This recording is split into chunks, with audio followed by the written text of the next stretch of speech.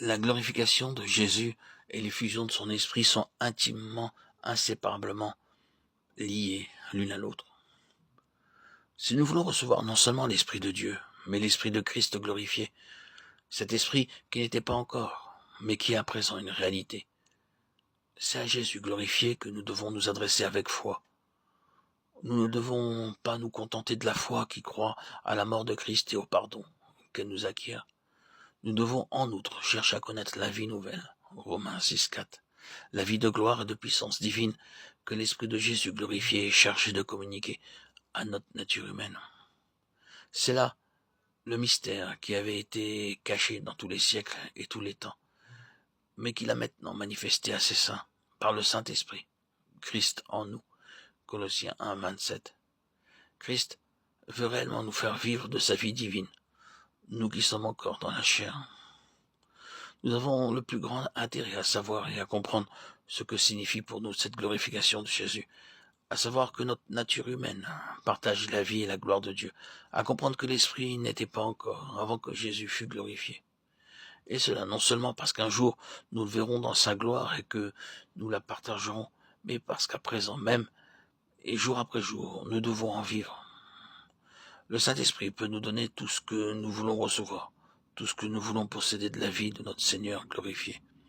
Or Jésus disait cela de l'Esprit, que devaient recevoir ceux qui croiraient en lui, car le Saint-Esprit n'était pas encore, parce que Jésus n'était pas encore glorifié. Dieu soit loué, Jésus a été glorifié. Il existe à présent l'Esprit de Jésus glorifié. Nous l'avons reçu.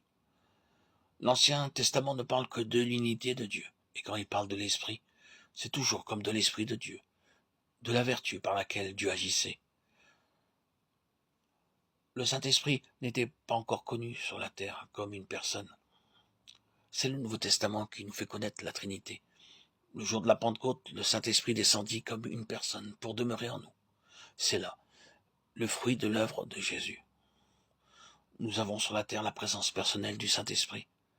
Par Jésus-Christ, seconde personne de la Trinité, le Fils est venu révéler le Père qui demeurait et parlait en lui. De même, l'Esprit, troisième personne de la Trinité, vient à présent révéler le Fils, et par lui le Fils vient habiter et agir en nous. La gloire dont le Père a glorifié le Fils de l'homme, parce que le Fils l'avait glorifié, est donc celle-ci. En son nom et par son moyen, le Saint-Esprit vient habiter personnellement dans le croyant et réaliser en lui la présence de Jésus. Voilà ce que signifient ces mots de Jésus. Celui qui croit en moi n'aura jamais soif, mais des fleuves d'eau vive couleront de lui. Jean 6, 35, 7, 38. L'habitation du Saint-Esprit en nous vient nous révéler la présence de Jésus glorifié. Voilà ce qui seul peut étancher la soif de notre âme et faire jaillir en nous une source de vie qui aille en vivifier d'autres encore.